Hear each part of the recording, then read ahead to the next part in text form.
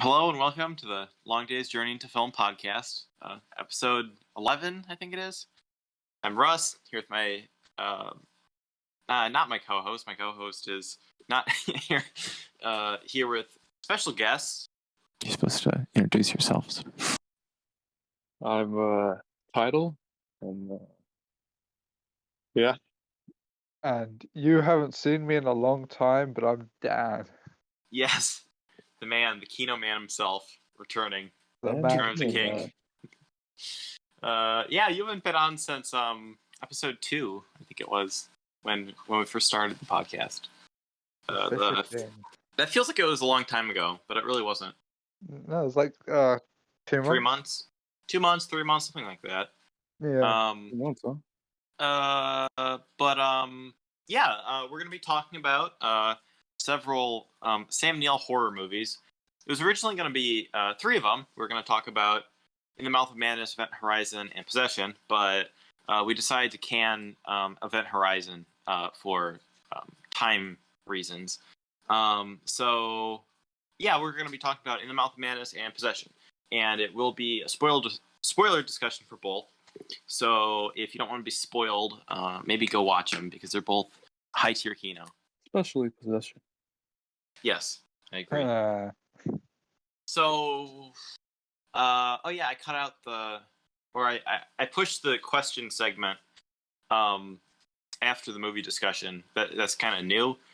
Usually we do questions now, then talk about movies, and then talk about what we watched this week, but we decided to can the what we watched this week segment. So I guess we should just get directly into the movie discussion, shall we? Sure. Why not? Let's go. Very low energy. Let's go! Also, Andy won't be joining us this episode because he wasn't feeling good. So he'll be back next episode, hopefully. It's just us boys over here now. You better be back. Yeah. Yeah. So the first film we're going to talk about, the first Sam Neill horror movie, because that was going to be the theme, is In the Mouth of Madness from 1994, directed by John Carpenter. So, what did we think of this movie? Fucking insane, I guess. Yes. Loved it. Oh, so good. It's very weird. It is weird. Yeah, I was surprised by it. Because I heard it was cosmic horror, and I didn't really know what the fuck cosmic horror was. I looked up definitions and stuff, and I guess it's not space horror. I'm stupid. This is a really weird movie. Does anyone want to give a plot description? Yeah.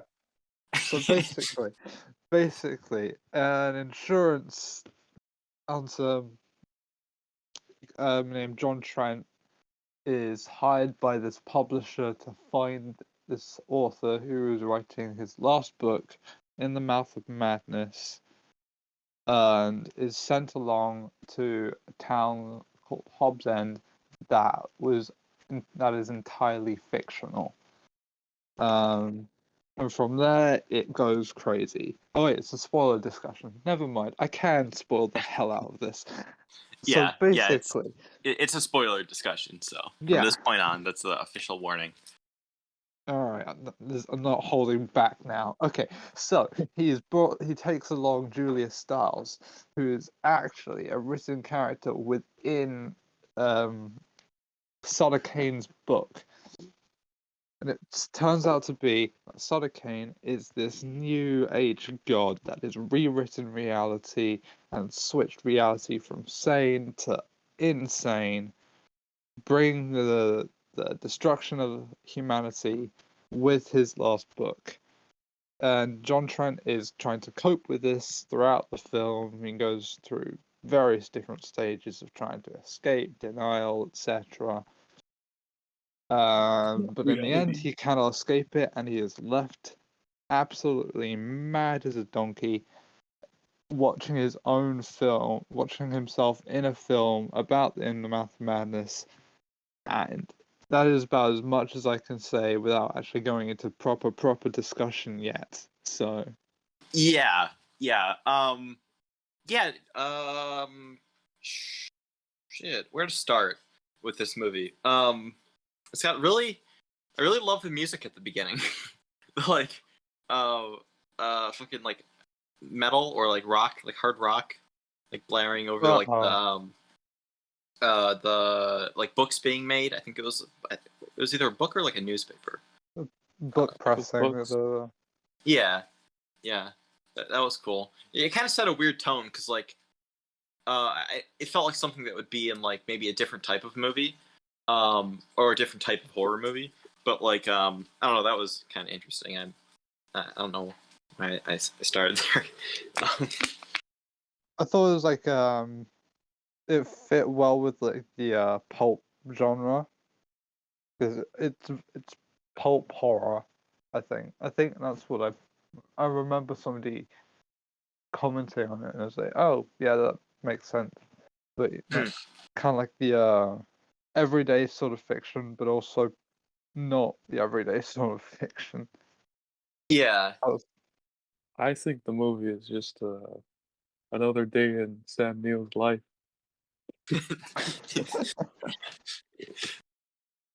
Yeah, so it stars and Trent, is that his name? What the fuck is his? Yeah, Trent? John John Trent. He's in like a mental hospital or like a mental thing, and he's like locked up, and he drew like crosses all over the walls. Like there's that really good part when he's like looking out the window of the door and like screaming like I'm not insane, and then just like pans down and like everyone else is screaming the same thing. I like that. I'm not insane if he is not. I'm not insane too. That whole beginning, I think it really gives a shock to the viewer. Like this isn't gonna be a normal show. Yeah, it's not like a basic horror type of thing. It has a lot of like it's got different elements to it. I mean, it has some like it's really psychological and like kind of trippy in parts. Kind of like what's actually going on. What the fuck is this? It's got like a kind of some like body horror moments with like some of the people. What the fuck is it? It's like the old lady. There's like an old lady at one point like turns into like she has like tentacles and shit, or like not tentacles. Something like that. It makes you feel like you're in John Trent's shoes, Like Yeah. what the hell is going on? Yeah, it's like you're kind of like going insane along with them, I think the weirdest part in the movie for me was probably the old lady with the tentacles. Yeah. Yeah, and with like her husband is like I forget, is he like handcuffed to her or is he just like holding onto her ankle or something? What the fuck was going on there? He's handcuffed to him. Yeah. What was at? Because she was a character in one of Sutter Kane's previous novels. She was the old innkeeper who chained and gutted her husband up for food. Oh, okay. Yeah. Yeah. So she was just like another part of the whole Sutter Kane Hobbs End world. Yeah, you know what's odd is like Sutter Kane, it sounds like Stephen King to me. And then like at one point they actually like reference Stephen King. They say something like, "Oh, this isn't." I forget what exactly the line is, but they say something about Stephen King. Was that supposed to be? Is there like a connection there? Because like horror writer. It was like outselling Stephen King. Yeah. Yeah. But yeah, there is a connection because they both do that. So they do both write. Well, Sutter Kane writes this sort of cosmic, everyday pulp read horror, and Stephen King writes a lot of that kind. You've got it, you've got The Shining, the other ones because I don't read Stephen King that much because I actually read proper stuff. No shade, no shade, no shade. It sounded like there was some shade there. I actually just finished reading The Shining. just like an hour ago, and it was fucking great. Yeah, the Shining one was good. Yeah, there's like I think Sutter Kane was like kind of making fun of Stephen King and writers like him. Yeah. Like some senses, because they make it seem like, oh look, it's the end of the world. He's like a parody of Stephen. Yeah. Yeah, and like he's kind of got like that kind of like a cult, or not cult. Like people are like really really into his books, and it's like they're like thinking it's like a prediction and stuff. And I did notice that I forget if it's on one of the books or if it's on. I think it's on like an advertisement for one of Sutter Kane's books in like the bookstore. Trent goes into a bookstore at one point, and you see like I think it's like maybe I'm saying this wrong, but Cthulhu. Is that how you say it? Cthulhu. Cthulhu. That fucking like Call of Cthulhu. Cthulhu. Okay, that's it. Yeah. And like I thought that was gonna come into it later, but it never does. But like I feel like that's kind of because that's like the whole fucking like Lovecraftian type of thing, right? Oh yeah. Yeah, and like I feel like Cthulhu was towards the end. You know all the monsters in the tunnel. Yeah. And this was based on or not based. It was like what the fuck was the name of it? What the fuck is that? In the Mouth of Madness pays tribute to the works of H.P. Lovecraft in its exploration of insanity as title, the latter being derived from the Lovecraft novella At the Mountains of Madness. Okay. Yeah, so it does have like a Lovecraft connection there. Yeah, but no, I think it's pretty cool that they paid some homage to Lovecraft. Although Lovecraft sucks as a person. Yeah, his was he writing, like a huge racist or something? massive racist. But yeah, it's sort of like the paranormal, cosmic horrors. He was very much about showing the demons of our society. Yeah, we live in a society. We live in a society. Ludicrous. Ludicrous moment. Yeah, I feel like most things that are like cosmic horror have some bit of Lovecraft in there. I'm not very familiar with his stuff, but I know that's like everyone says that, so I'm saying it too. Nick Cage, Color Out of Space. When? Oh man, I own the 4K Blu-ray of that for some reason. It was like when it came out, whenever the fuck it was, like 2019 or whatever. I was like, oh man, a Nick Cage movie, and it's like, weird horror, super or like cosmic horror. I'm gonna buy this, so I just pre-ordered it for like on 4K before I even saw it. And then I watched it, and it kind of fucking sucked. Never blind by. Never blind by a Nick Cage movie. Actually, you should buy Prisoners of the Ghostland now. Everyone. I want to see that. That's the new Sono. Yeah, I heard it's like not very good actually, but you say it's good, so it's amazing. It's amazing. At one point, Nick Cage screams out, "Testicle!" It's beautiful. It made me cry and feel so many things. Testicle. I need a GIF of that, whatever it is. Yeah, I should. I do want to see that. Yeah, blind buying isn't really very smart, is it? I mean, I feel like the only time, I can like blind buy something and like be confident that it's not going to just be like 50-50 garbage is something from Criterion. Because like Criterion, I don't think I've seen a Criterion movie I disliked. Maybe I'm just too being too positive with my. Wait, what the fuck am I talking about? We should get back to in the Mouth of Madness. I actually blind bought that because it's like, oh man, this looks so good and weird, and I didn't love it, but it was okay. I don't know. It was awful. I liked all the technical elements of it. Let's just fuck it. Let's just ditch Sam Neill, ditch Possession in the Mouth of Madness, and let's just talk about the Cremator.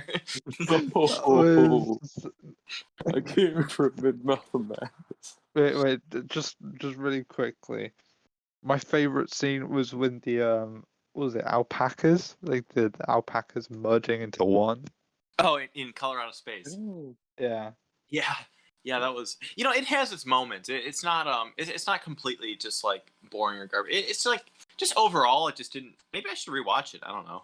But like, yeah, it had some. Yeah, it had some good moments. We'll I have a remember. movie night. Yeah, we should definitely throw that in the movie night watch party. Colorado Space watch party when. what Yeah, about I have the 4K, so I might as well rewatch it before I like sell it or something. other cosmic horror Other Cosmic Horror? like the Beyond? Oh, I want to see the Beyond. That looks good. The Beyond? Dan Thank was you. was pretty confused during all of it.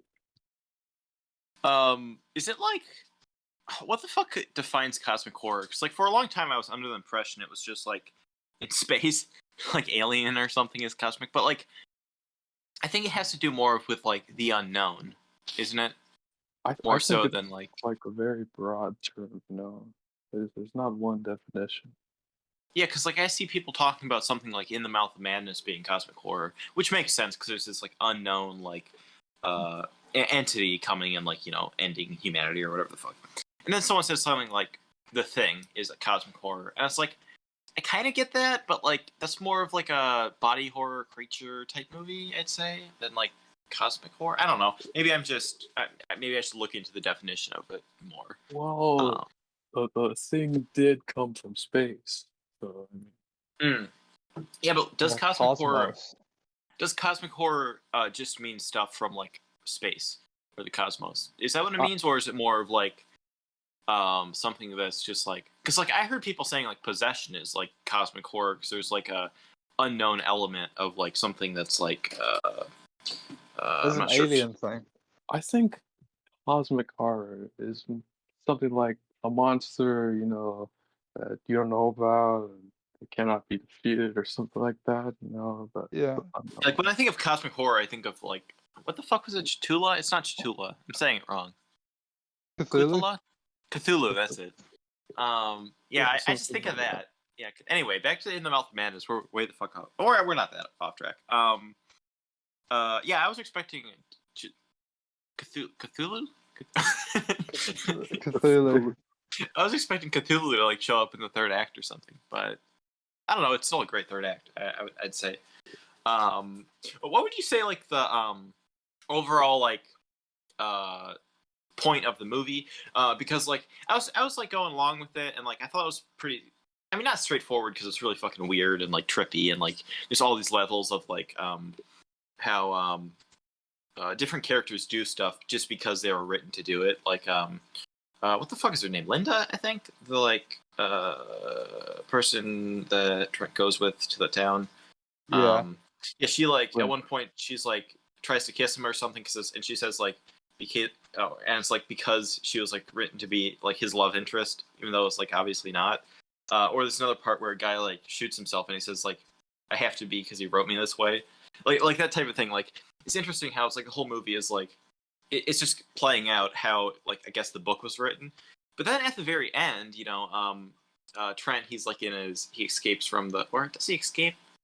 He like leaves the mental hospital because like I guess like everyone's dead. I thought was kind of the because like it looks all apocalyptic, like everything's kind of like fucked. And he walks into a theater which is playing In the Mouth of Madness, and which is probably like my favorite scene in the whole movie. And he sits down, was watching it, and it's like it's just the whole movie that you just watched, different parts of it, and he starts like laughing, and I was like, what the fuck? Like I don't know what exactly did the ending mean. I didn't quite. I really liked it, but like I didn't quite get what that meant. Having the movie exist in the movie he's watching, I think he finally realizes that he's a fictional character who's in a movie, in a book, Yeah. and he just loses it. I mean, I would too if I. And like, did he ever actually lose it? Like up until that point, because like at one point he after he gets back from the town, he like he goes up to like one of the lines where they're like all waiting for the new book to come out, and like to one of the fans and kills him with an axe. And that's like what landed him in like the mental hospital or whatever, where he's at the beginning. But like, so like at that point, did he already lose it, or did he lose it even more? Like at the very end when he watched the movie, like I wasn't really. I think he lost it even more towards the end. I mean, he already lost it. He lost his sanity by killing the guy. But watching himself in the movie, it drove him even more insane. So did the movie that he watched, did it end with him in the theater watching it? I would imagine so. They Is it like usually do. Is it like an endless amount of like Sam Neill watching himself in a movie? Well, like watching himself in a movie, watch himself in a movie. Man, So that's weird. yeah, fucking trippy. Yeah. I actually have a really, really obvious theory. That he actually never went to Hobbs End at all. That you still have that sort of cosmic madness that Sutter Kane is doing, but John Trent is actually just another reader who's put himself in the position of the protagonist. But wait, how? Wait, do they? I don't Oh. think they even mention his real name, like in the mental asylum. So he could just very well be another reader that read it, went mad, killed some people, and Oh man, I didn't even think of that. then when he Yeah. sits down at the end of he sits down in the cinema, watches what is meant to be himself on screen, and he realizes, like, oh, oh, wait, that never actually happened to me, and I'm just mad. Oh, that makes sense. That actually It makes a would, lot of sense. Yeah. but There is that one towards the beginning. He's when he's in the mental thing. He's like a dude like shows up and says like you haven't read the book yet. I didn't quite get what that was. He says like some creepy dude shows up in his room, says like you haven't even read the book yet, and then like that kind of like kickstarts the whole everything that happens. But like I wasn't sure what that meant. I was a bit confused there. Yeah, I don't really remember that bit actually. Okay. I do wish that they expanded on the apocalypse going on after he escapes the hospital. Yeah, I'd kind of like to see like a bit more of like what happened there. Yeah, like all the monsters coming out.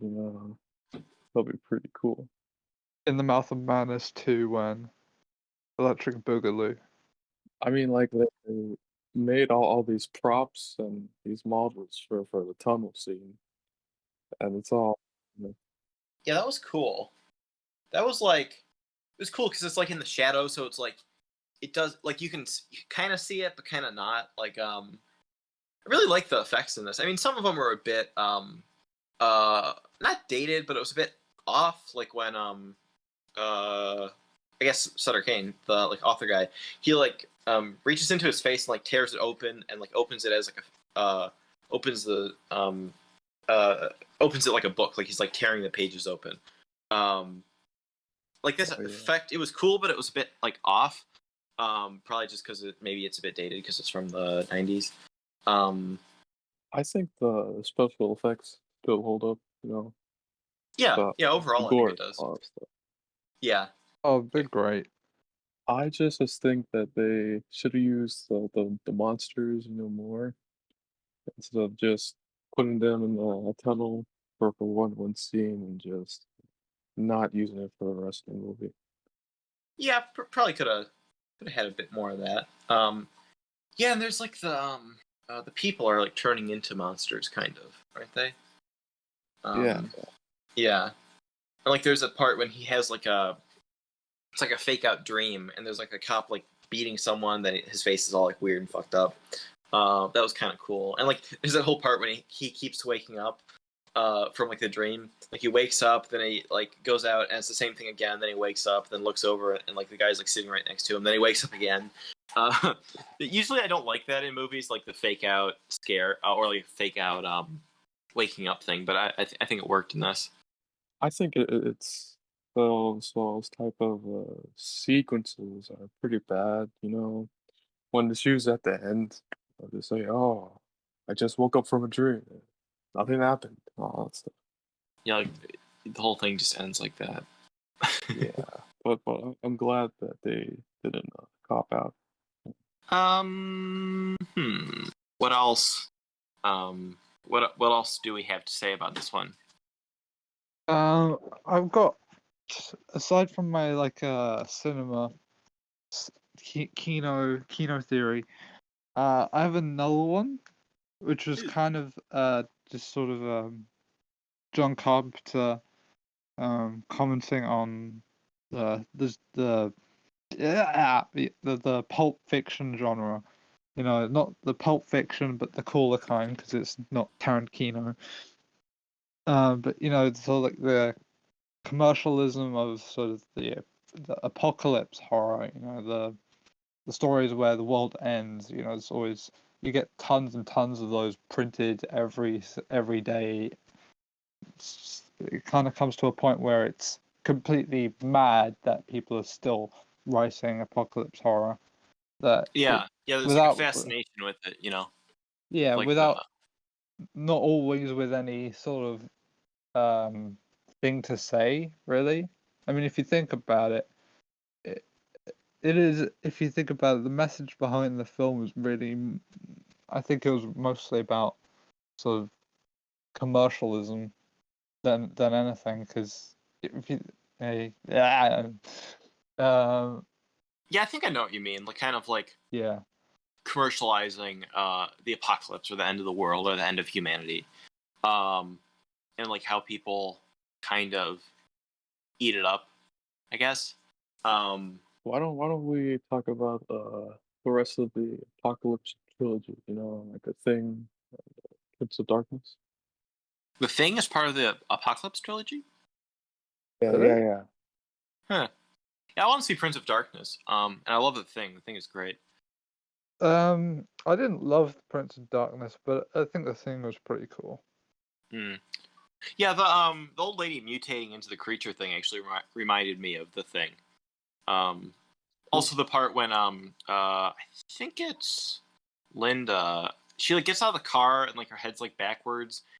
Kind of reminded me of like The Thing or like maybe The Exorcist or something. I don't know. And she's like crawling around. It has some cool body horror moments. I like that. Even though it's not really fully that type of thing. I already said that, didn't I? Yoga instructors be like, Yeah, that whole scene creeped me out. It's been a long time since I've seen the movie. Whoa. oh, and it was there's something about like the backwards walking. It was just like oh, what is it? You know, Stranger Things Demogorgons. Yeah. I don't like that. The movement, just like maybe Stranger Things got it from In the Mouth of Madness and The Thing. Who knows? Wait, do Demogorgons walk backwards? No, but they got like that sort of dog-like thing. Oh yeah. Speaking of a character that walks backwards, there is a person with a weird thing on the back of their head, and it reminded me of Malignant. That was a stretch.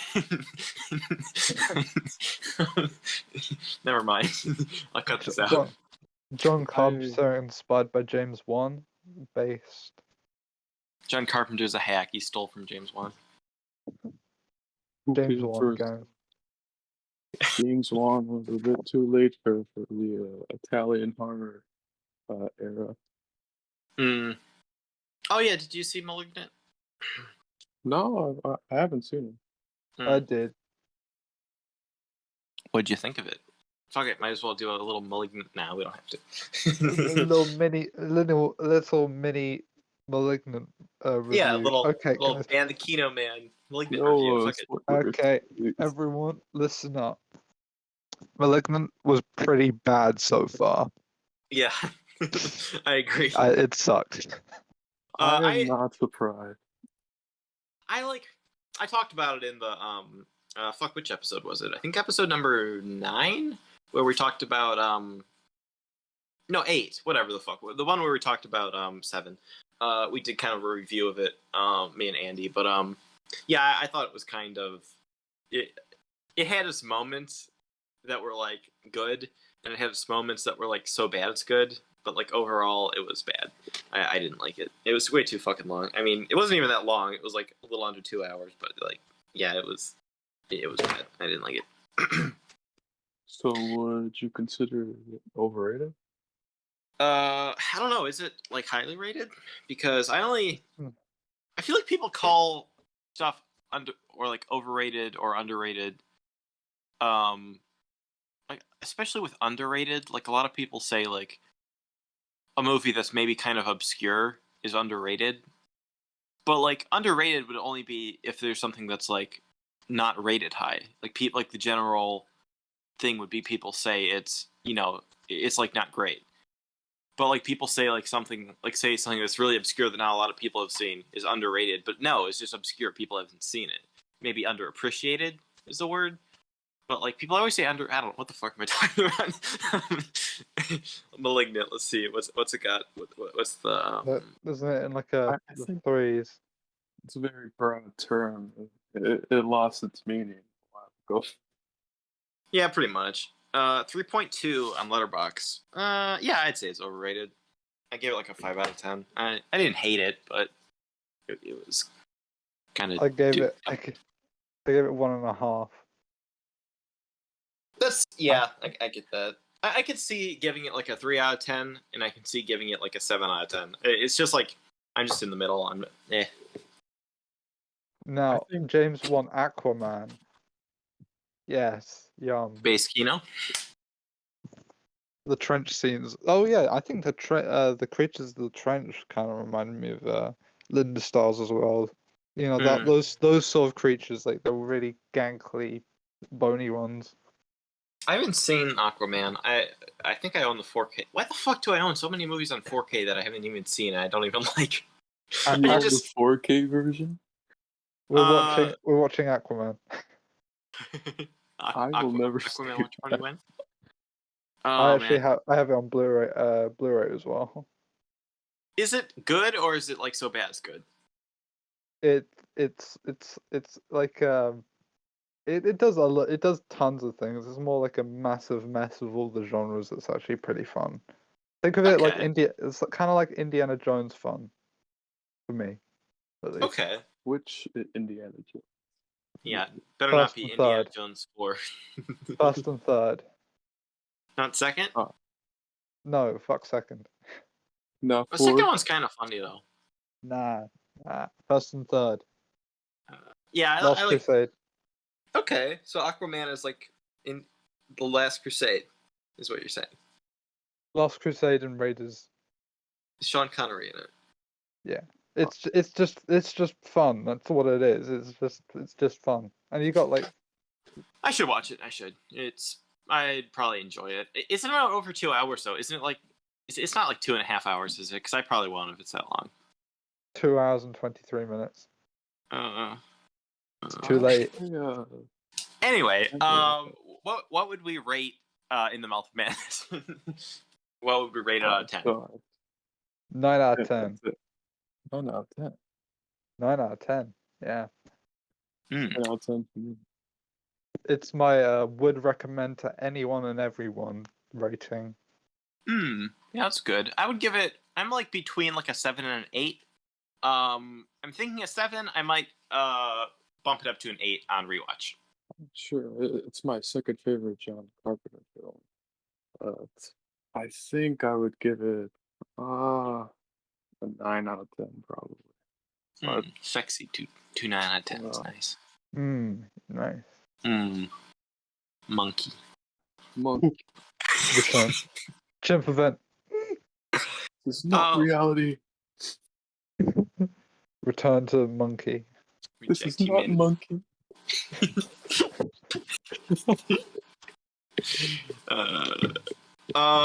Okay, so should we get on to our second movie of our what was supposed to be a Sam Neill triple feature? I was actually gonna watch Omen 3 too, just so I can get in like extra Sam Neill horror from 1981, but I didn't.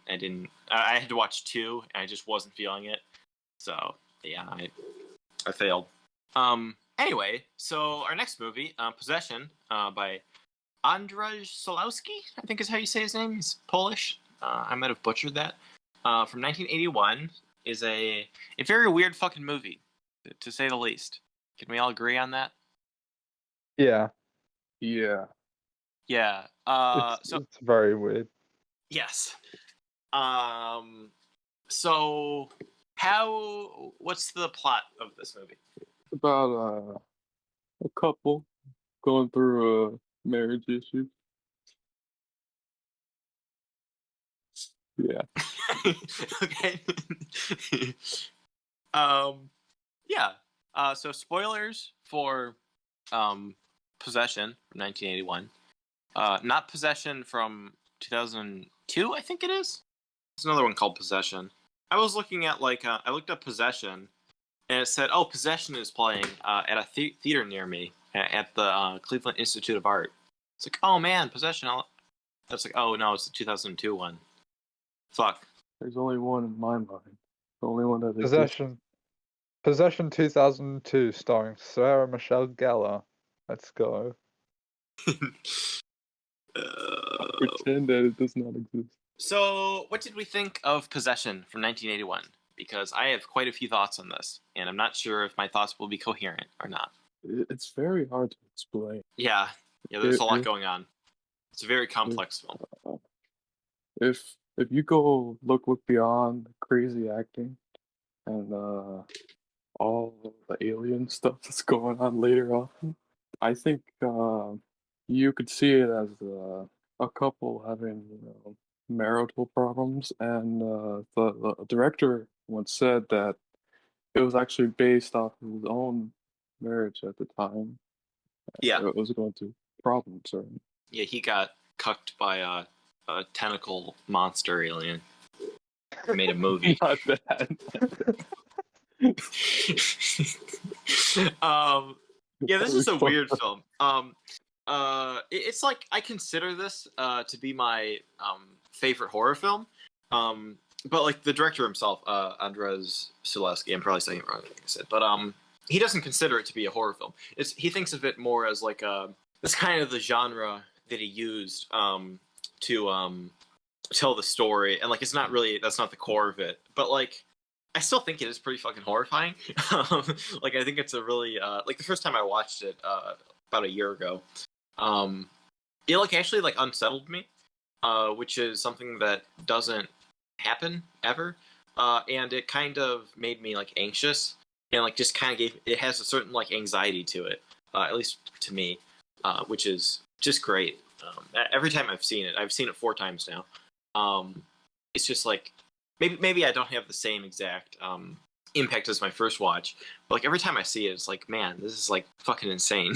Like, but there's a lot more going on in it than just being like, you know, that weird movie. Exactly. Yeah, but so where to start? Where to start with this? I took a lot of notes. I'm not going to try and dissect it and like make sense of everything in it. That's kind of fucking hard to do. But I'm just going to kind of give my thoughts on particular things, or maybe some themes I think it's going for. But like this isn't like a deep analysis of it, and I'm sure you could find that elsewhere. No, I noticed in the film there's basically like little to no people in like Berlin in the film. I'm like, that's Yeah, like every the time streets I are look fucking at empty. yeah, it's so weird. Je suis. J'ai une théorie. I have a theory. Okay. Based of the Mankino theory. Mankino theory, let's fucking go.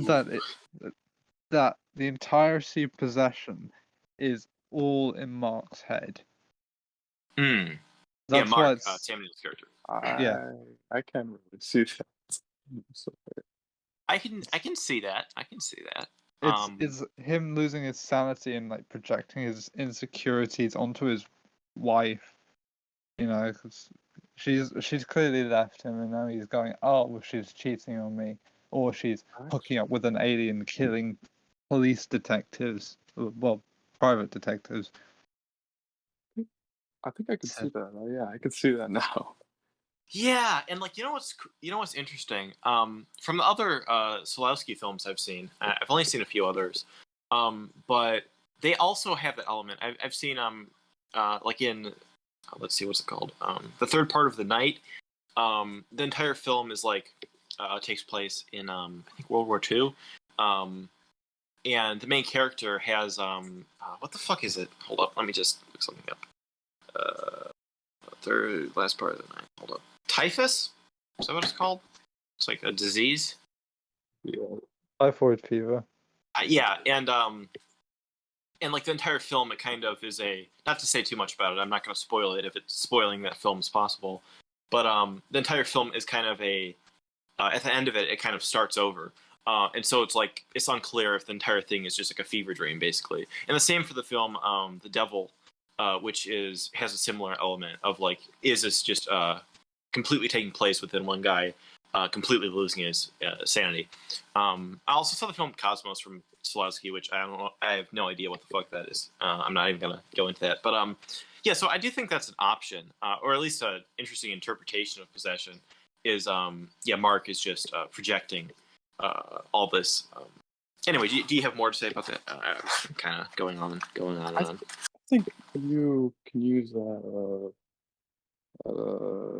imagery as the director's own vision, how the marriage is, and what he thinks his wife is doing, or something like that.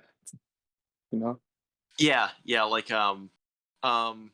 but like what's interesting is like I looked into different interpretations of this because I don't have a clear I've seen different interpretations. I've seen ones that are very religious, like stuff like the creature being like God or Satan or like the Antichrist, which is an interesting interpretation. I see it as like, or some is like the creature. I feel like that's a main part of it, so I'm just gonna, I don't know. That is true. The creature is a it's not real at all. It's just like something that is completely it's like kind of a metaphor between Mark and Anna, Isabel, and Johnny's character. Johnny, is that how you say it? I don't know. Like that's completely a metaphor for like yeah. Anyway, what else is there? There's like I've seen some stuff where it's like trying to explain it in like a literal way, where it's like, oh, that creature is like an alien or a demon that like came and is like possessed Anna and stuff. And it's like people trying to describe it in like a very literal way, which I think is kind of missing the point of the film. I don't think this film really makes much sense at all on like a completely straightforward plot. If you just take it at like surface value, I don't think it makes much sense because it is a very chaotic and weird film. Do you know what I mean? Or am I just rambling? Yeah, I get you. I think the alien is supposed to represent the manifestation of Anna's, anger and lust. When Mark is off for work, and something like that. I'm not sure how to word it, but it's something like that. Oh man, I have a lot of thoughts on the ending because it's one of my favorite endings in anything probably. But we'll get to that. I think there's more to be said before we start talking about the ending. Hold on, let me just scroll through my notes real quick. I have like way too many notes. Shit. This movie is very hard to interpret. Yeah. Yeah. That's kind of the reason why I only gave it 3 stars. Is my likable rating. I was like, okay, I understand like why people think this is pretty good, but also understand like why people hate it at the same time. Yeah, like I Because completely. Oh, sorry. no, it's fine. Wait, so this is why I call it my theory a theory, because I don't feel like it does enough to say say that that's what it is. Yeah, like it Because doesn't have like enough going on where it's like you can clearly interpret it.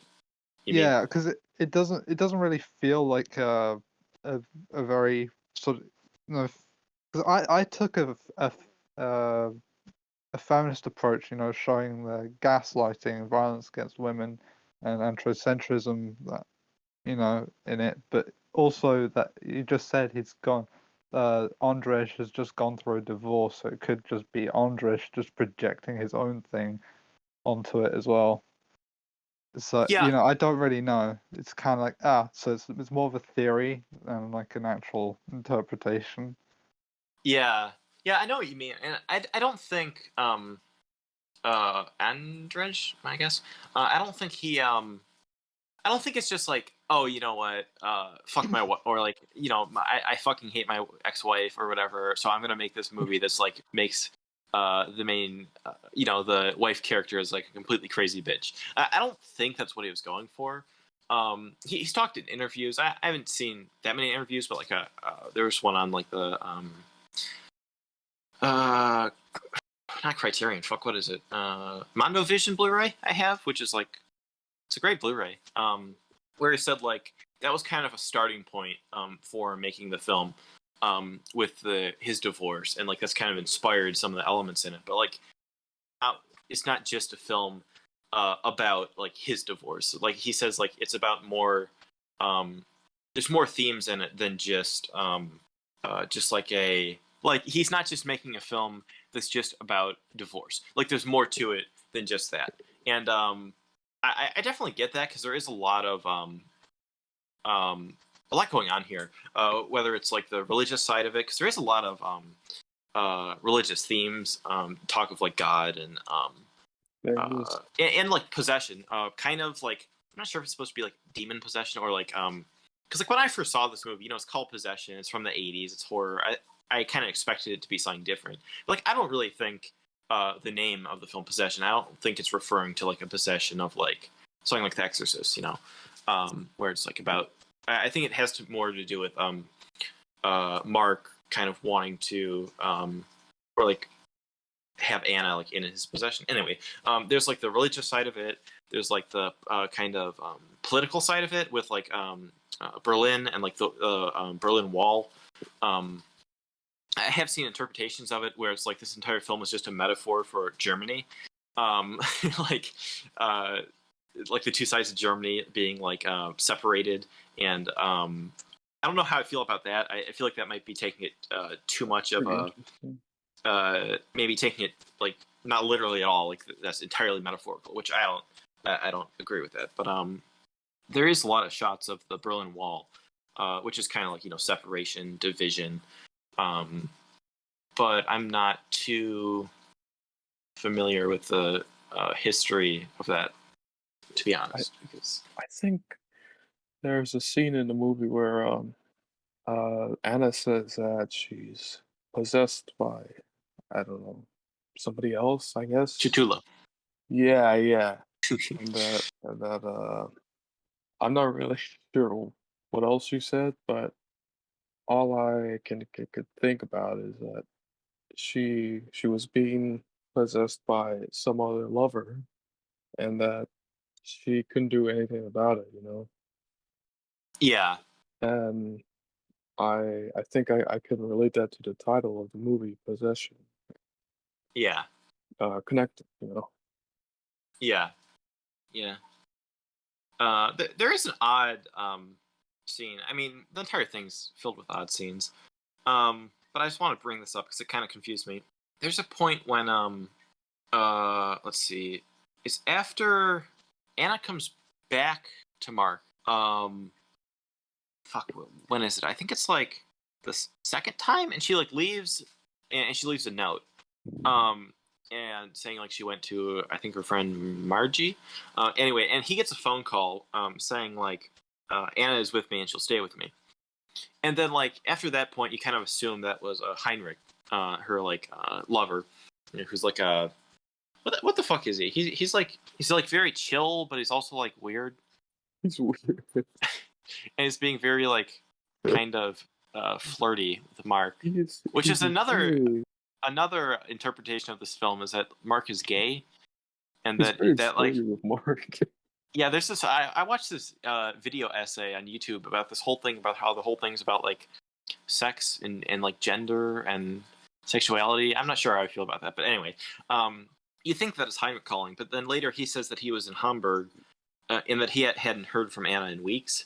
So like, who the fuck was it on the phone? I don't know who that was that called him, because like I kind of want to say it's like the creature, but like at that point the creature was still like just like a bloody mess laying in the corner of the room. I don't know. Maybe I'm looking into that scene too hard. I never considered that until now. Yeah, and like maybe it was like the creature after he's like completed kind of at the end of the film when he is like Mark's doppelganger in a way, except for with like the green eyes, kind of like Helen, who is Bob, their son, school teacher. Who looks exactly like Anna, but with green eyes. Which I'll get to that. I have thoughts on that. But what maybe that who called him was like maybe that was like the creature as like the doppelganger of Mark. Maybe he was like calling him from like a different. I don't fucking know. You can take like any point in this movie and like overanalyze it. And I'm going. I don't know. Yeah, you kind of can, because it's just there is so much. I feel like it's one of those films that has tons of ways to interpret it, but also doesn't give like one. Like it. Oh, definitely. Like, yeah, I don't think there's a definitive answer to what this movie is about and like what it's communicating. Which I could see that as like turning someone off. But like I really enjoy that because I think like every watch, rewatch, you can pick up on something different and see a different theme or something else or a different. But like it can be frustrating. I was kind of when I rewatched earlier this week. I was thinking like, I'm gonna figure this movie out. I'm gonna have a really good interpretation for the podcast. I was just like, fuck, I have no idea what I'm gonna say. And I read like a whole bunch of fucking like interpretations and theories and all this stuff. And I was like, I have no idea. So I just rewatched it again, and just kind of like, not turn my brain off, but like just kind of watched it like I'd never seen it before, just to kind of get the experience. And I kind of, I don't have a full interpretation here, so maybe I failed, but I don't know. I'm going on and on. Fuck. You have failed this podcast. No, I forgive you. The Mankino forgives you. I've been blessed with the forgiveness of the Mankino. Yes. You know? But that's kind of the reason why I disliked it. I mean, I actually needed to rewatch it because I didn't remember what actually happened in the film. Because last time I saw it was last December or something. It's just I was rewatching it and I was like going, oh wait, okay, this is kind of good, you know. All right, I got a really good theory here. Like it's like, oh, this could be it. This could be like, oh shit, you know. And then I don't remember what point. I don't remember what point it was. It was just I think it was at the end where Mark's character just jumps down a flight of stairs, doesn't he? Yeah. Yeah, he kills himself. And hits the floor. I was kind of okay. This fits in with my theory, all right. Then you've got the at the end where his Bob is screaming, don't open it, don't open it, don't open it. Yeah, and then he just drowns himself in the bathtub. Yeah, and I was like, yeah, I have no clue. I just want to say real quick, that final scene, it always gives me like chills. And like when he's like, Bob, he like killed. I mean, does he drown himself or is he like just like holding his breath? That's one thing I thought, because like earlier in the film he was like he said he like beat his own record for holding his breath underwater in the bathtub. Maybe I'm just thinking too hard. Anyway, I think he kills himself. Anyway, yeah, he like kills himself, and then like Helen, the school teacher, who's like looking after him, and looks like Anna. She's like goes over to Same the actress. yeah. She goes over to the door and like fucking the creature as fully developed as like Mark's doppelganger is like behind it, and then you hear like fucking like gunfire and like bombs raining down, and like the light is just like going on and off, and it zooms in. Like it's such a. I mean, I'm not exactly sure how I feel about what it means, but it's just like, man, I just fucking love it. It's like one of my favorite endings. Man, it's very. I do have a idea of what it might be going for, actually. But maybe it's a bit half baked. Does that matter? Nah, go ahead. It's a podcast. This isn't academic essay. Come on. Okay. I feel like a way to look at the film is, I mean, I think most interpretations of it do agree that it is about a toxic relationship like breaking down, or toxic marriage breaking down. And I feel like a way you can look at it is like everything that happens in it is just their relationship destroying everything and everyone around them. Whether it's and like, you know, some of the stuff like I was watching it when I rewatched it. I was about halfway through and I was like, okay, you know, I think I might be onto something here. And then there's a part when Anna starts killing people. She murders the two like gay detectives, I guess, or like gay private investigators. And like I was like, okay, so I'm not sure how that would fit in, but like I was thinking, it kind of destroys everything. It destroys them. You know, they both actually, I guess the whole family kills themselves, don't they? So like Anna shoots herself, Mark jumps off this thing and dies, and Bob drowns. Anyway, it's just like the whole film is maybe I'm not sure if it's like metaphorical is the right word, but like everything is just like them destroying everything in their lives because of this toxic relationship. And like when they Mark finds Helen, and she looks exactly like Anna. You know, it's played by the same actor, Isabella Adjani. And then by the end, the creature, you know, Anna's lover, the tentacle creature thing, looks like Mark. It's almost like they found they're starting new relationships, but it's exactly the same. Like they're drawn back into another relationship that would probably end the same way, because it's like the same versions of themselves, basically, you know. And then at the end, they're like there with Bob, and Bob, you know, he kills himself because it's like this is he doesn't want to start over.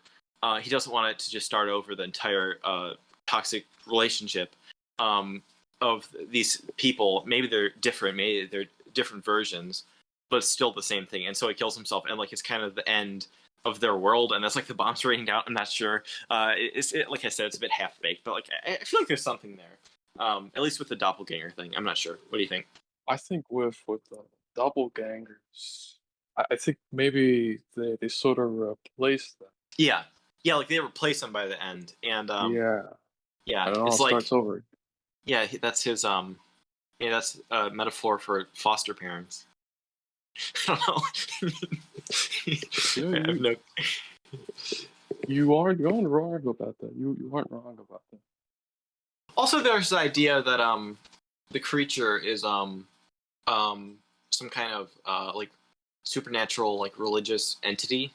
Like it's there's points where they say like it's something divine. Like when Mark is talking to Heinrich after he saw it, and he says like, you know, maybe, you know, you saw something divine. You know, maybe you saw God a minute ago and you didn't even realize. And it's almost like there's something there, like some kind of like especially when Anna, the classic, probably the most famous scene in the film, the like subway scene when she has like a very violent I don't know how to describe it, I don't know how to describe it. It's like a violent fit, and she's like throwing herself against the walls, and then she like I guess she like miscarries something, and it's just, and she says it's like it's her or she has that whole monologue about like the two sisters, Chance and Faith. Fuck, if someone's listening to this and they don't know what and they haven't seen it, this is gonna make no sense. But like and she says like she miscarried sister Faith, and then she has to protect it like a baby, and that's what the creature is. I mean, And then it's like almost like okay, and then when it's fully developed, it's like the Antichrist, and like the bombs raining down at the end, it's like the end of the world. It's like Armageddon. I don't really know how I feel about that. I don't know how that plays into the rest of the themes about like their relationship and stuff, but I don't know. I mean, adding on to that, whenever these detectives go up to Anna's house, and see the alien itself, Mm-hmm. they all act like they saw like God, so like, oh, Yeah, like something they shouldn't see, and like yeah. even when Heinrich sees it, he's like blinded, which is a thing I think in the Bible. When someone saw God, they were blinded. So And almost the same with Mark. Mark, you know, doesn't see it, transform, but he almost has like his own subway scene in her house. yeah, because he goes in and he opens the refrigerator and it has the dismembered body parts of the two detectives or the two private investigators. Yeah, then he's going around the room and the camera's spinning around, and then he's like looking out, and it's almost like he's after that point he's in like a kind of trance. At several points of the film, characters do seem like they're in a trance of sorts. Definitely Anna, and even Heinrich at that one point he's like acting really weird. Yeah, and it's very very interesting film. I don't. I mean, maybe we're talking in circles, but too many theories, too many interpretations. yeah, it's just and that's something I really love about it. There is one thing that I see as a major complaint from people who don't like it is that the acting is way overacted. Yeah, I mean, for me, I don't really see it as overacting, Yeah, because I 'cause, see it as like such a very clear choice by the director and filmmakers and actors. yeah, And it's not like just like it's not like what's a movie with bad overacting? I need a reference here. Zombie 3. It's not like Zombie 3. What? No zombie 3 slander is allowed. uh, anyway, it's like I think what it is like they're it's obviously very part of Solowski's style. In his other films, it's also very the emotions and acting is very heightened. I feel like it's more of like the characters instead of like internalizing their feelings and thoughts, they kind of externalize them in a Yeah. very like chaotic way with its whether it's like pretty much every scene between Anna and Mark for like the first half of the film either ends I can't speak it either ends in like yelling or screaming or violence, like the scene when Mark violently like beats Anna, which is a very intense scene, or like actually one of the first scenes when they don't end and then just screaming and yelling at each other at the top of their lungs is when they both like self harm themselves with the like electric meat knife thing, which is interesting. Like after that point, they're kind of calm for a bit. I feel like there's something there, but I don't know what. But yeah, I feel like it's not just like oh man the acting is so bad in this because it's like I think it's great acting for both Sam Neill and especially Isabella Gianni. She's really great in this. Just one of the most like unhinged performances in anything I've seen. And also like it's not one note because it's like she also has parts when she's not just completely over the top or like when she plays Helen.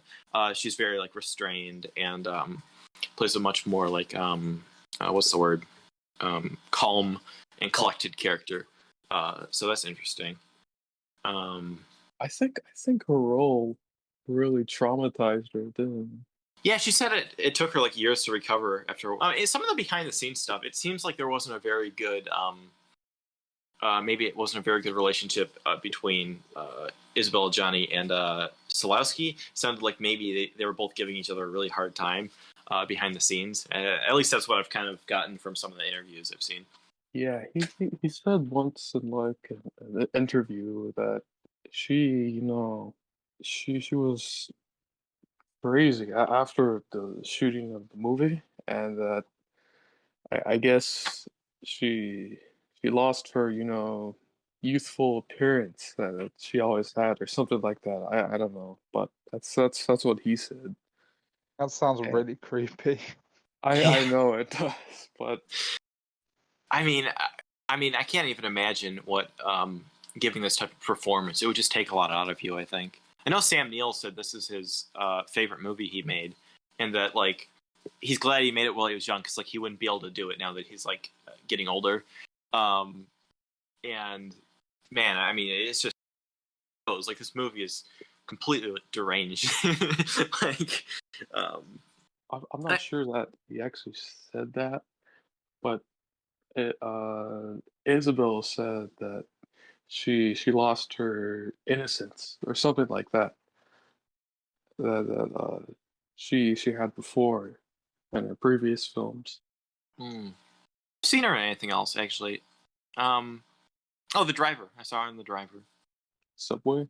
She's in The Driver, isn't she? Yeah, she was. Wasn't she in Nosferatu? I haven't seen that yet. Yeah, she was. She was really good in that one. I really liked her performance in the Herzog one, right? Yeah. Yeah. Yeah. It was a very good film. It was pretty good so far. Let's see. Oh fuck! I have so many notes. Oh boy. This movie is hard to talk about. Yeah, I mean, I hope this makes some sense at all. Oh shit. This is something I was a bit confused about, and I'll probably remain confused about it like everything else in this film. But does the creature thing, when she kills the private investigators, does it become more and more human-like and more like Mark? Kind of like, say, like Frank in Hellraiser. If you've seen that, you know what I'm talking about. Does it become more and more human like after she kills him, or is it just like growing anyway? I wasn't really sure if the implication was like as she killed people, it became more and more human, basically. I think she killed him because she didn't want them Oh to yeah, tell obviously. anybody else. Yeah, but it's like after you see after she kills people, every time after that you see it, it's become more human. Until at the end, it's Mark's doppelganger. And he's got green eyes, and he's like invincible. I think because like they shoot Anna and Mark like the policeman, and like he's just standing there. So that was kind of weird. I honestly never thought about that, but I just think it grows. It just keeps growing to Yeah. resemble Mark. Um. But like we never see any scenes with Mark and Alien until the very end too. So Yeah. In the there's that whole sequence where Okay, here's a weird element of the movie. What's the It's like Mark's employers, because like he's it's like during like the Cold War, is it? I think. yeah, Is he like a spy? Is that what it is? He was like a spy or he something, is. right? And He's like a spy. yeah, and his employers uh they talk to him, and like he's like he kind of quits his job to be with his family.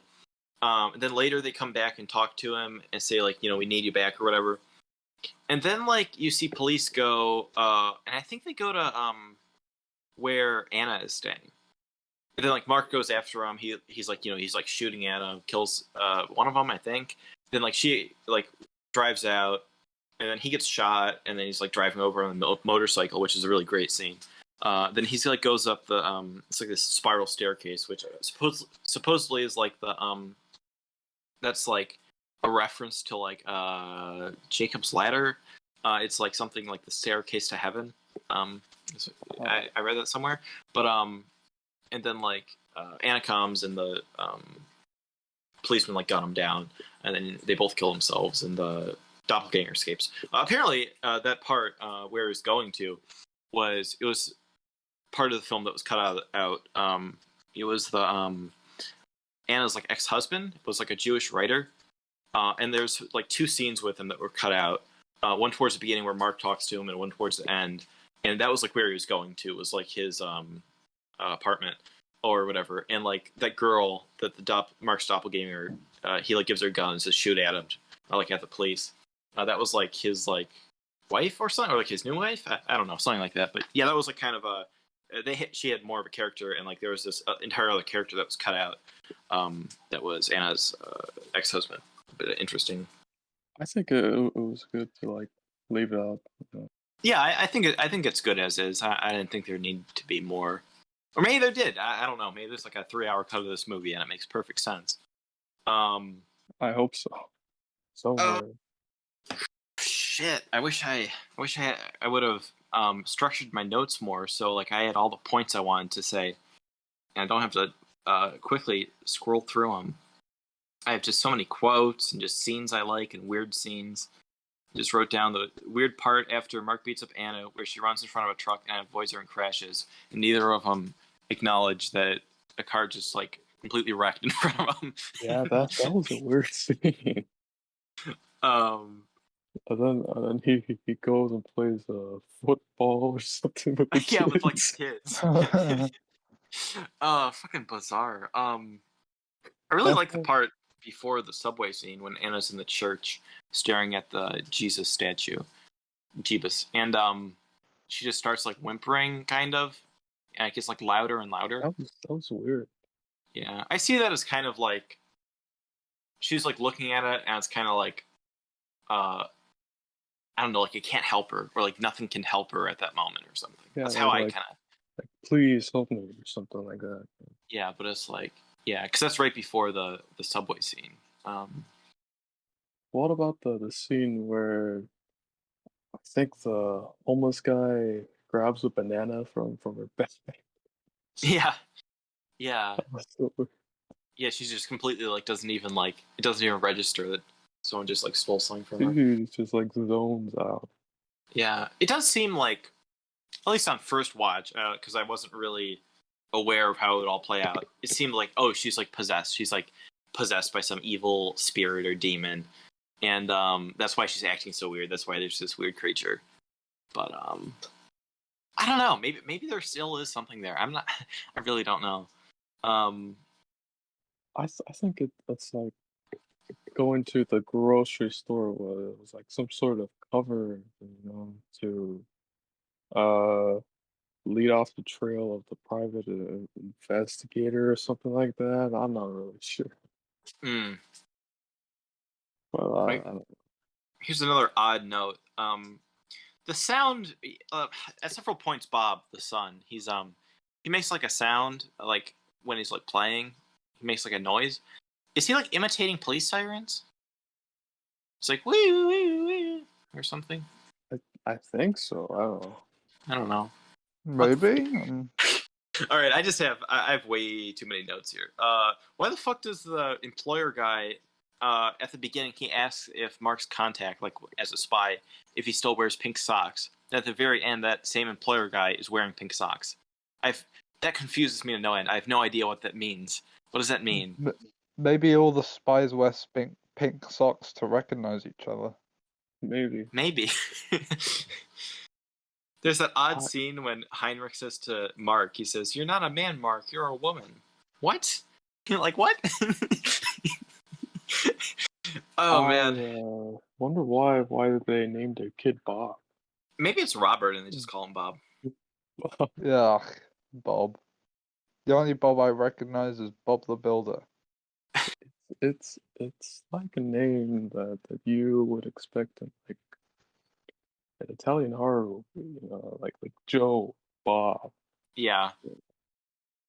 Joe Mama. Joe Mama just nuts. I'm not sure how much more I have to say about it, to be honest. I mean, I can probably talk about this for a long time, but like, I don't think I would be talking about it in a structured way that made any sense. What do you guys think? Just like random moments, throughout the film. The theory was all I had, really. The what? My theory. Oh, yeah. I know. This is a very influential film, that's for sure. You see little bits of it in other films. One that I know is very similar in a way is Antichrist by Lars von Trier. I think that has a lot of similar thematically, whatever this movie has going on thematically. It has, marriage and relationships and like I don't fucking know. I don't know what the fuck that movie's about either. Antichrist. No, I get it. But also, I love Antichrist. It's such a good film. Oh, we need to do I haven't we need to seen do an it episode yet. on it. Antichrist. Actually, I think Antichrist already is in the list, watch party list. Yeah, that's a great film. I love that one. What about the subway scenes? It's imitated in like climax. Yeah, You know? yeah, that's and also in climax at the beginning you see when there's like a TV with them doing interviews and there's a whole bunch of movies Oh, around it. yeah. You see Possession in there. It's kind of like all because Gaspar Noé, he loves to put references to his favorite films in his movies. You always see like posters of like 2001 or like The Naked Prey or like Solo or something in the background of his films. I still need to see Solo. Solo's good. It's a complete meme at this point. It's just like Solo, funny poop. It's. I think it's a good movie. I think it's really. I want to do an episode on it. If we ever get to episode 120, we can do that. Oh god. No. We should do Dragon Ball Evolution for episode 120. No. Yes, Dragon Ball Evolution episode 1. Episode 120. Killer Bean forever. Weird bit of trivia I saw in the I saw in the IMDb trivia for this film. It says actor Mike Hogben, the actor of Bob the Kid, acts out his exclusive role once a year on the anniversary of its release. What the fuck? Oh my god. He plays in the bathtub? Does he just like he pretends to drown himself once a year? Oh my god. He's like, "Choo, choo." Don't open it. Don't open. I need to see a video of that. I need to see something. I don't know what that means. I'd like to. I wish it elaborated more on that. Also, a bit of interesting trivia. There's a music video for the song "Voodoo in My Blood" by Massive Attack and Young Fathers, where Rosamund Pike pretty much reenacts the subway scene from this.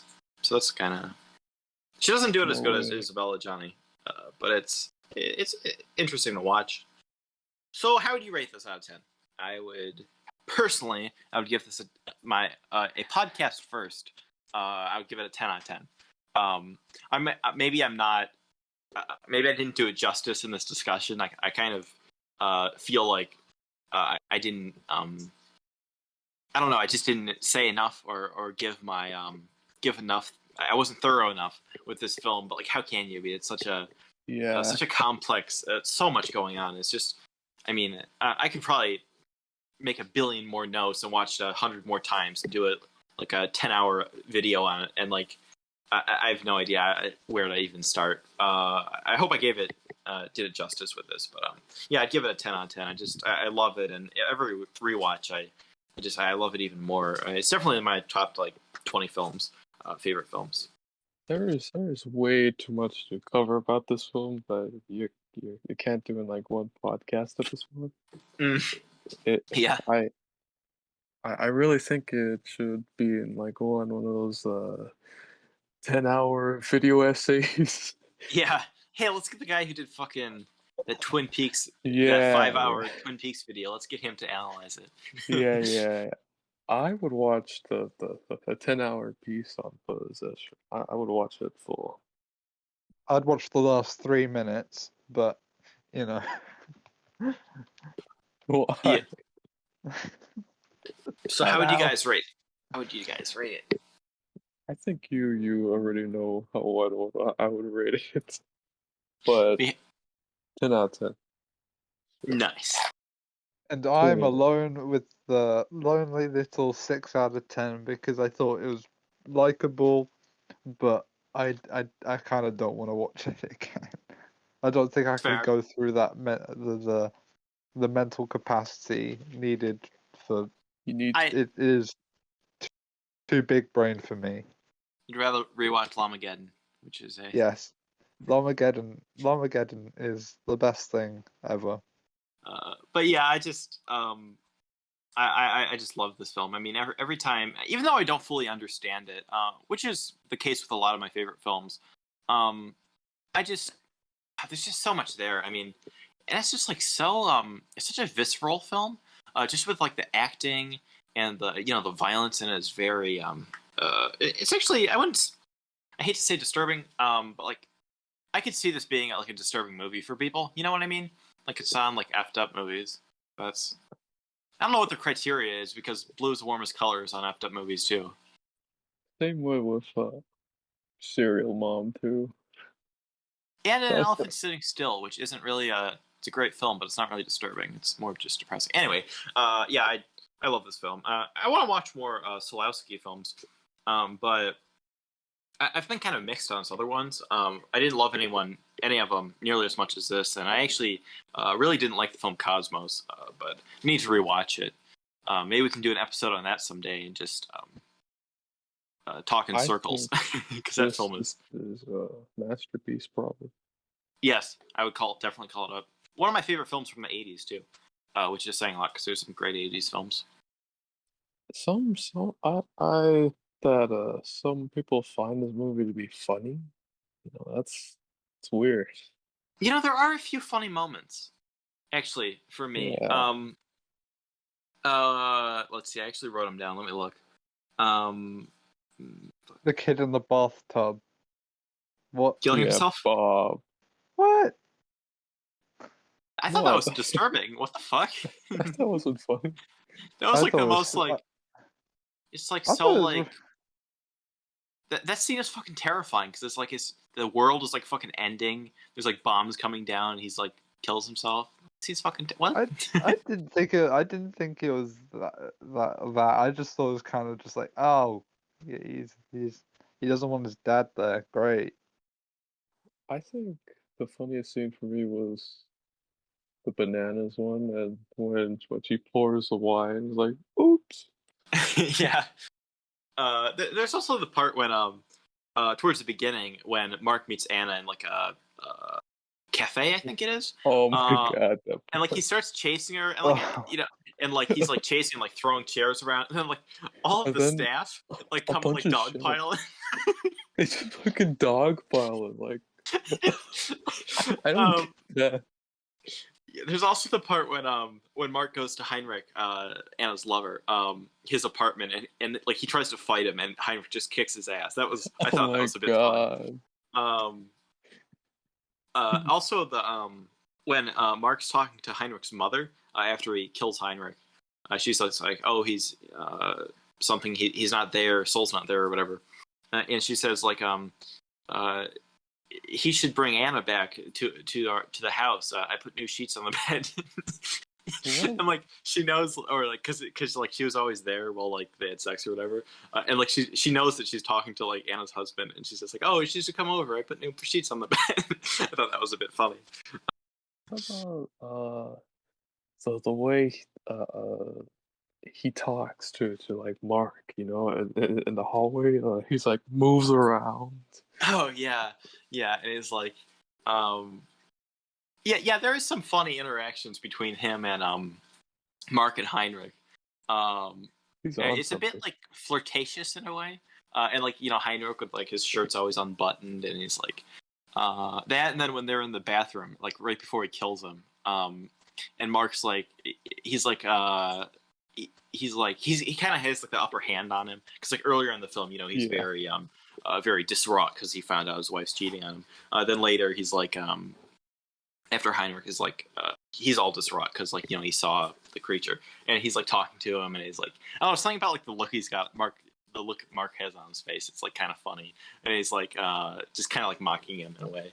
But yeah, it's like even though there are like moments I find humorous, it's always got kind of like a disturbing undertone. Like I don't think there's ever a moment in it that's just like straight out comedy and it's supposed to be like a lighthearted moment. You know, like I don't know. There are no light-hearted moments of Possession.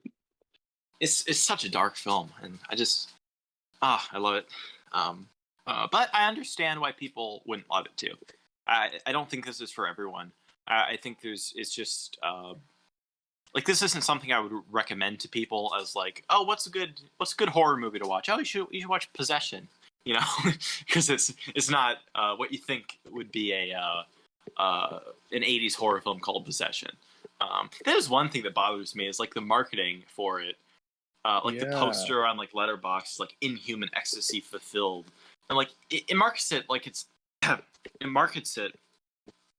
I don't know, like some kind of like grindhouse kind of like the trailer.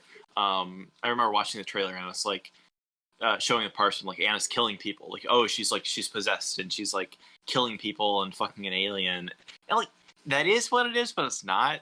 It's like it's way more of like an art house film than it is like a straightforward horror film, which I really love about it. Why do I taste blood? So is that all we have to say about Possession from 1981? I guess so. I'm pretty tired. Are you up for answering some viewer questions before Yeah. we wrap it up? Sure. Why not? All right. So first off, we had a question, several questions, which I from last episode, which I didn't fully answer because I didn't have a clear answer for it, and I wanted to give myself another week to give it a full answer. But it's from Sabadi. So shout out Sabadi for giving a question so good I had to think about it for an extra week. What do you consider horror, and how should the genre be interpreted to allow for more nuance? It is idealistic to ask for all genre lines to be blurred out, but if we take horror to be reliant on evoking a particular reaction from the viewer, then to not categorize it becomes very impractical. What do you think of this? That's gonna be tough to answer. What is horror? Horror is, to me, showcasing fear in a way that speaks on a certain issue or topic.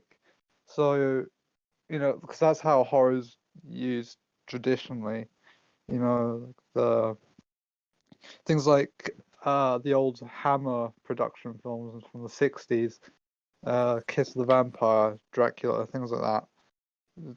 The fears of the neighbors being blood-sucking vampires, or in contextually speaking, Soviet spies, things like that. It's something that you can place into context. Yeah, like cultural fears, or like something like Godzilla, where it's like a product of nuclear testing, which was like, post-war in Japan. It was a kind of a cultural fear. Yeah, exactly. Something that like you can mirrors something else that you can sort of tie together. Can't wait for all the disease horror after with COVID. What about the Michael Bay one? What was it? Corona Zombies? Corona Zombies. Corona. No, he did one with the KJ Apa, who's the plays Archie in Riverdale. Something. I think it's got a bird name on it. Songbird. Oh yeah. Oh, I want to see that. It's got like a 1.2 on Letterboxd. Oh my god. Yeah, that looks bad. Anyway, back to horror.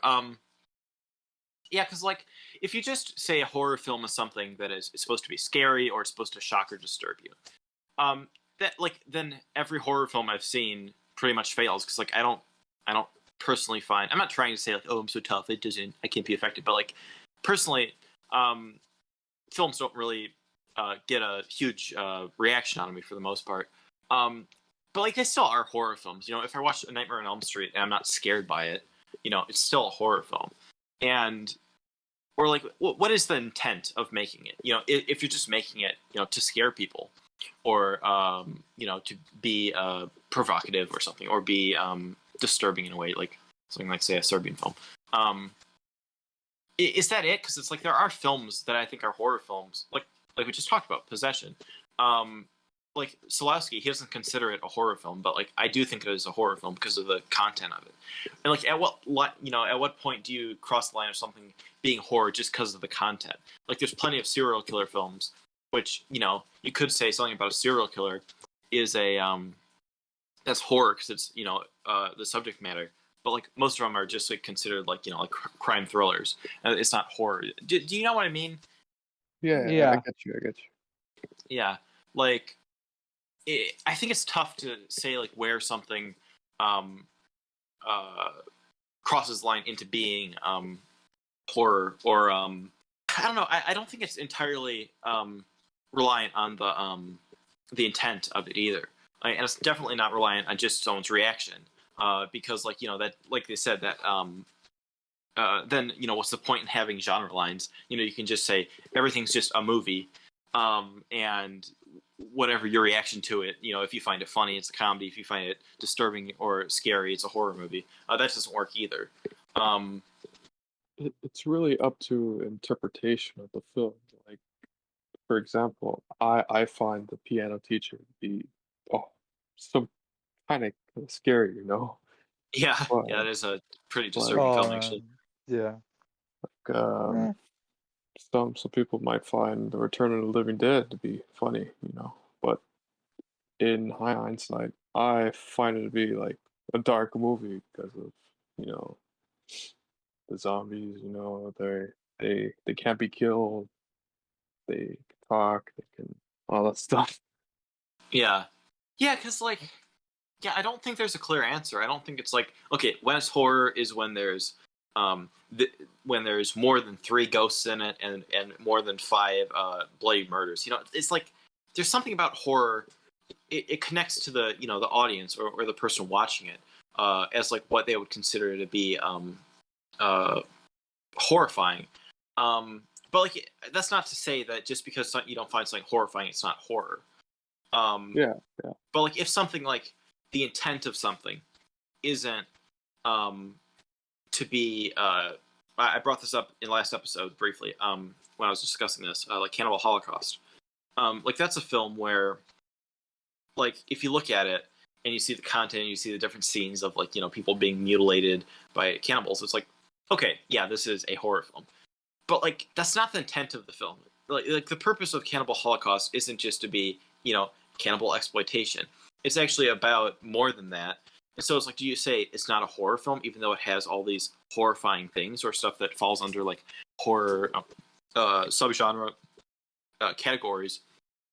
Or do you say it's just it's a mix? Because that's what it is. It is a mix. It is something. It's not just going to be shock exploitation, but it's also, it does have the shock exploitation. You can watch it as a cannibal exploitation film, or you can watch it as like this piece about media and how media is consumed and how people and the evil of mankind or whatever the fuck the movie's going for. Yeah. Yeah. I mean, if you think about it, though, you kind of take that along with sci-fi, Yeah, because you can't just put something in space and then call it sci-fi exactly.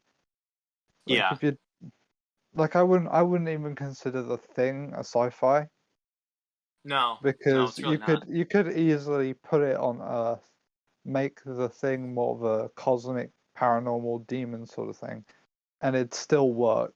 Like it still work. They could be in Antarctica. It It doesn't doesn't. It's not necessarily. reliant on being it's like a science fiction creature because it's not taking place in space. Yeah, I think this is. I don't think this is just this topic is just to be discussed around horror in particular, or it's not exclusive to horror. I think this goes for a lot of genres, and even saying like what is a genre? It's just like it's a label to put on a film because of the content that's similar to other films, and however you want to label it. There are films that are horror films that are meant to scare and shock you, and then there's other films that aren't, but still have the same type of content. So like no matter how you look at it, it's still gonna, these genres still will exist. These like the way we define what media is, what type of media and stuff. Am I answering this well, or am I just like talking my way out of it? No. I think It was a good you gave one. a pretty good answer. Okay. You've had a week to think about this, so yeah. I should have told you guys beforehand. Like maybe earlier, give you a notice on some of these questions. We kind of, because I wasn't really sure if we were going to be recording tonight or not, so I should have gave you more heads up. It's all right. There's another question that kind of goes along with it from Kelly. So shout out Kelly. Do you think there's a lot of unfair criticism of horror movies? I feel many get a bad rep, and there's not always a reason. This is also we started answering it last episode, and then we kind of went into the other question about genre, and I didn't realize until I was editing it that we didn't fully answer this question. So I'm not sure if there's actually unfair criticism. Maybe like back in the past, like I don't know, videos. I'm not really sure how to answer that. well, I think there's definitely a kind of I think some horror films are looked down on just because they're horror films, especially not that it really matters. I mean, fuck the Academy Awards, but like, they don't even consider horror films. They don't even like like that. like something like everyone always says this. I'm just kind of repeating it, but like Toni Collette in Hereditary, like they didn't even mention it because it's like a horror film, and it's like they don't even like. It's like they don't want to associate themselves with like horror films because it's like, yeah, I don't know. I'm not sure if now in 2021 there's really like a huge stigma around horror. Maybe in the past with like stuff saying it's like it's wrong. It's like stuff like in the 70s with like the whole like video nasty and which like Possession, that was considered like a video nasty, and I think it was like banned, like owning it was like illegal for the longest time, and stuff like exploitation, how it's like something like The Last House on the Left, and how it's like it's harming our children, these horrible immoral Like, things. Zombie too. Like Zombie 2. Yeah. But overall, I wouldn't say like now there's a huge maybe people dismiss horror films as like something that they're just kind of gimmick. I kind of said this in last episode, but like they're kind of just a gimmick. They're supposed to like scare or be like some kind of like cheap thrill, like like a slasher movie where it's just like tits and blood and but I don't know. I don't think they're too heavily criticized. I wouldn't say there's like a unfair. I wouldn't say they're unfairly treated now, except for like we said the with award stuff. But like all that stuff's bullshit and rigged anyway. So awards don't really matter. Yeah, except for when they award stuff that I like Parasite. That that I like them, but anyway, anything more to say about that, or should I go on to the next question? Not really. No. All right, I have several questions here that kind of go together. The first one is from Seb, so shout out Seb. What's the scariest film you've seen? Pretty simple question. I can answer that. Audition. What? Mickey. I know you guys don't say that it's scary or anything, but I don't really find the film scary, but I could see it's definitely it's a good film, but I don't think it's scary. I don't actually really have an answer for this. I haven't really seen anything that I find scary now. When I was younger, I've talked about it before. I found stuff like From Dusk Till Dawn. I found really scary, but like I don't know. There's nothing really now, or in recent maybe 5 years that I really thought was scary. Actually, Twin Peaks: The Return creeped me out a good bit. There's some scenes in that just kind of unsettled me. There's some stuff. Actually, Lynch has a lot of unsettling stuff, but I would never say it's scary. Dan, what about you? Do you have a good Cats. Ants? Cats. No.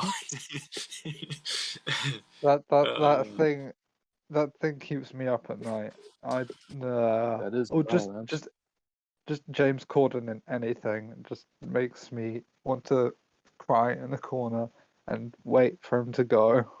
I saw the trailer for that, and it was fucking terrifying. I wouldn't be able to bring myself to watch the whole film. Just don't go near it. No, Kill it with fire. kill it with Godzilla. You know, With all actually, the blues. maybe I do have an answer.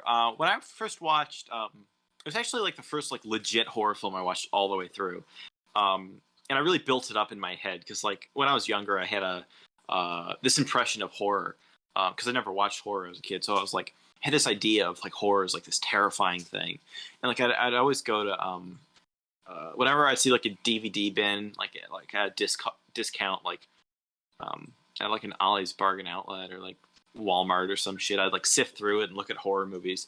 Like just look at the covers and think like, man, this is probably so fucking terrifying. Like I had this idea. I wasn't really scared of horror movies. I was scared of like the idea of a horror movie scaring me, if that makes any sense. But the first like I watched the film Arrival and I thought it was a horror film for some reason. And like I was terrified watching it because I thought it was gonna get scary. I thought it was like a horror movie, and it never did. I was like, oh well, fuck.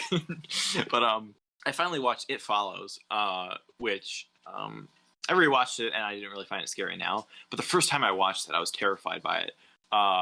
Actually, that is a pretty good answer. Like I don't know, 5 years ago or whatever, 4 or 5 years, somewhere in there. But I watched it and I was like, I thought, man, this is gonna be some like really spooky shit, and like it's more atmospheric than like scares, but like it is still a great film, I think. But that one scared me. I guess that's a good answer.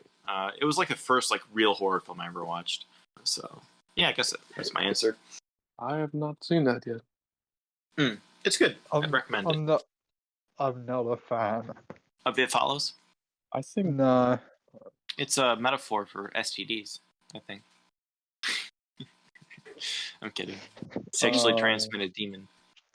All right. All right. A few other questions that go along with this. So that concludes it. This doesn't conclude it. We're going to continue with questions. What's the do you prefer to be scared in person or over film? And also, what's the scariest experience of your life? I don't really. I mean, being scared isn't fun. Like when you're scared in watching a movie. Like if you're like getting chased by a armed crackhead, that's not really like as fun as like watching a ghost haunt someone, you know. I'm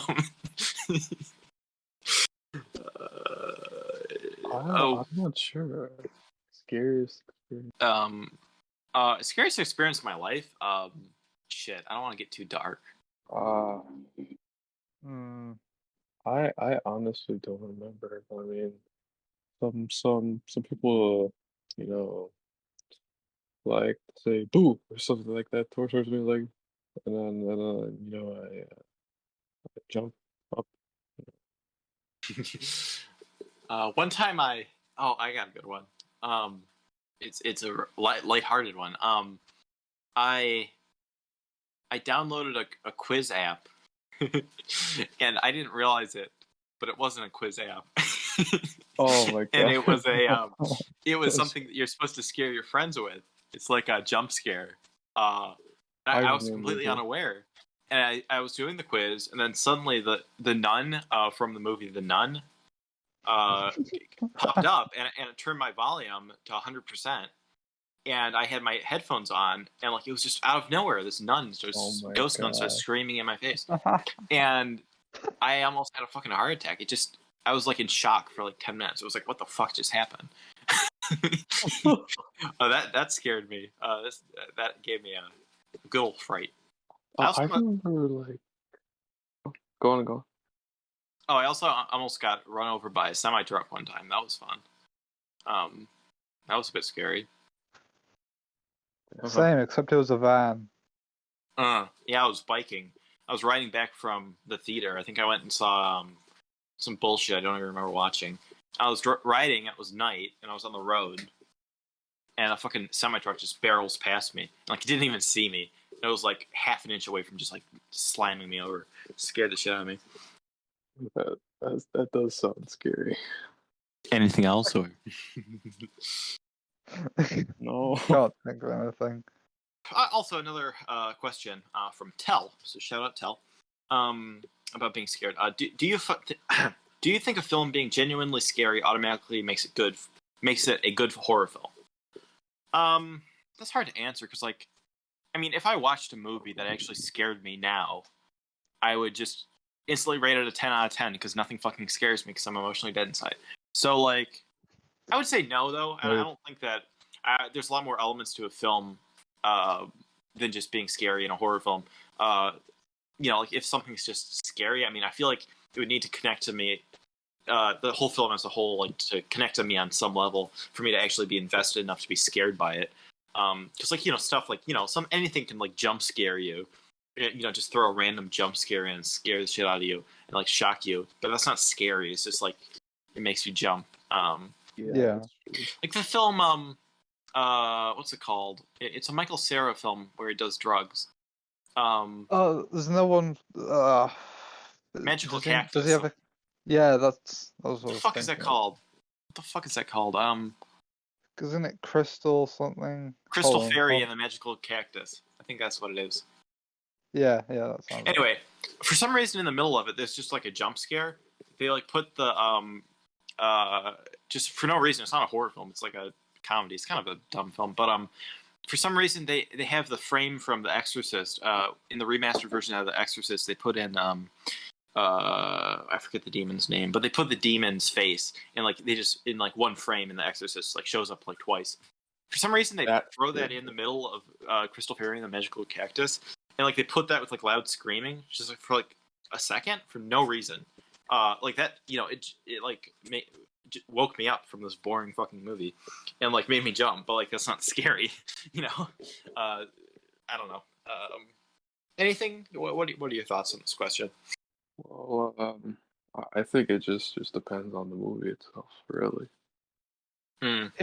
If it truly and completely horrifies me, in a way that it is not in a way that isn't disgusting, but in like a meaningful way, like like the piano teacher. Like the piano teacher really kind of shook me up in a way that was actually really good because well, we're not doing a piano teacher episode, but you know, That movie was Piano really teacher good. episode when? I'm not rewatching that one. Like, honestly, that's probably the most, like, I mean, yeah, it's not even like that type of thing, but like that's probably the most like disturbing movie I've seen. I mean, that movie's fucking like ooh. But I wouldn't call it scary. I wouldn't call it scary. I think it is scary. I mean, well, it's disturbing. At least. Actually, Michael Haneke, he has some. I'm not sure if "scary" is the right word, but like some of his films. I mean, the more you think of, like something like The White Ribbon, or like Cachet Hidden, or even like Funny Games or something. It's like the more you think about it, the like deeper it goes, and the deeper you like kind of analyze it. It's like shit. This is like fucked up. And, like some of the stuff, like the implications in those films are like, I would call that kind of scary. Like something like The White Ribbon. That's kind of a, I don't know. All right, I'm gonna answer. Let's do one more question. We have like 4 or 5 questions left, but I think we're all kind of getting the runtime's getting a bit up there. So let's answer one more question and then wrap it up. Whatever questions that we didn't answer, we'll answer next episode. So All right. So one more from So That Concludes It.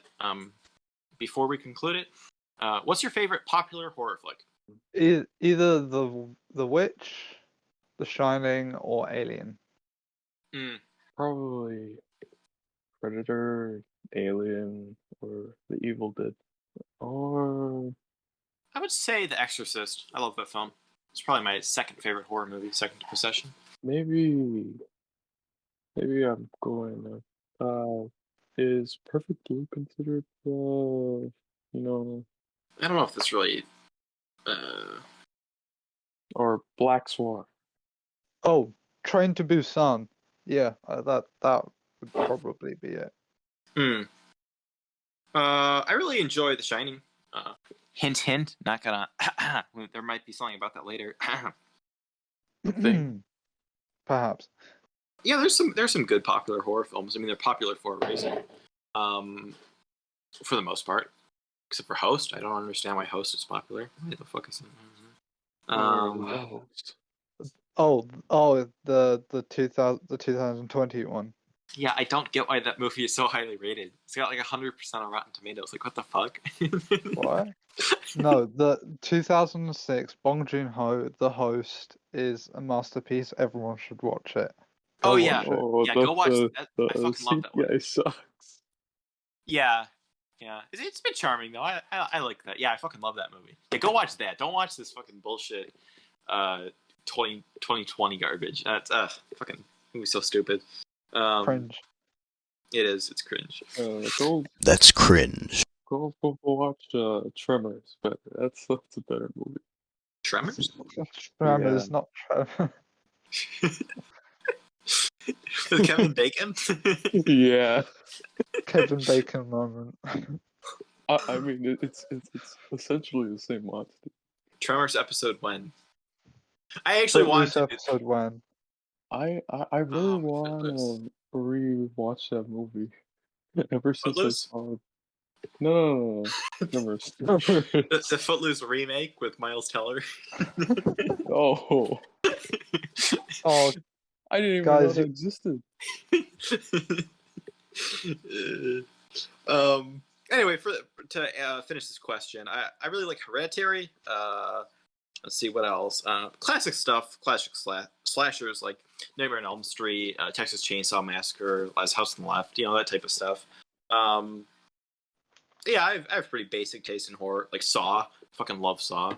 I love Saw. Yeah. American Psycho. Does that count? It's not a horror. I don't think of that as a horror movie. Oh, there we I go. don't think it's a Defining what horror. horror is. Yeah, I don't consider that one horror. I don't consider Antichrist horror either. I think that movie's Yeah. pretty funny. Yeah, Not Antichrist. yeah, American Psychos. That's a good film. We should talk about that, and we should talk about American Psycho 2: All American Girl. Because that movie's fucking terrible. Jesus Oh, Christ. man. No, Gamer and American Psycho double feature.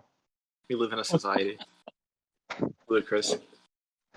Ludicrous moment. Now let's see Paul Lut- Howard movie. Impressive. Very nice.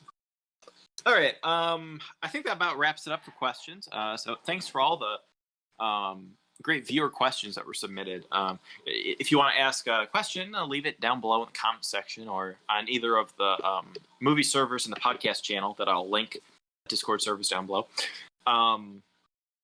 So for next episode, episode number 12, we'll be continuing Horror Month with a Shining episode where we talk about The Shining, Doctor Sleep. I'm gonna watch the 90s miniseries as well, and I also read the book.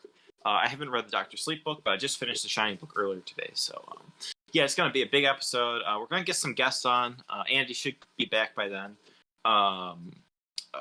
Also, Dan, did you say that you were gonna come on for that? Or... I can come on for that. I love The Shining. Okay. Yeah, we also got some other guests, but I won't name them in case it falls through. So yeah, that'll be a good, nice big mega episode for one of my favorite horror films. And yeah, that'll be next week. Any closing comments? Watch The Night House. Oh, that new movie? The Lighthouse. Watch The Lighthouse with... No. Robert The Eggers. Night House. Grr. The Night House. Rebecca Hall. David Bruckner. It's in cinemas, I believe. Yeah, in most cinemas in most places. Watch it. Rebecca Hall's amazing. That's it. That is all. I'm done. Go watch Serial Mom, my favorite John Waters movie. All right, seriously though, we need to do a John Waters episode. I've only seen Pink Flamingos, but like, I really want to see like Polyester and I Female will Trouble. be beyond that. Hairspray. I want to be on this. Hairspray episode 1. No. So yeah, thanks for coming on.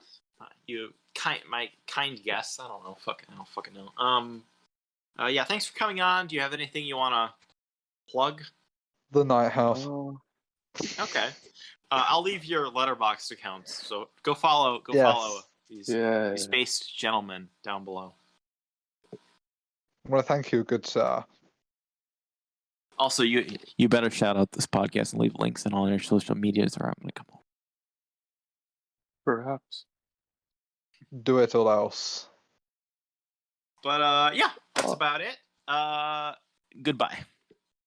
Ciao, See you later. alligator.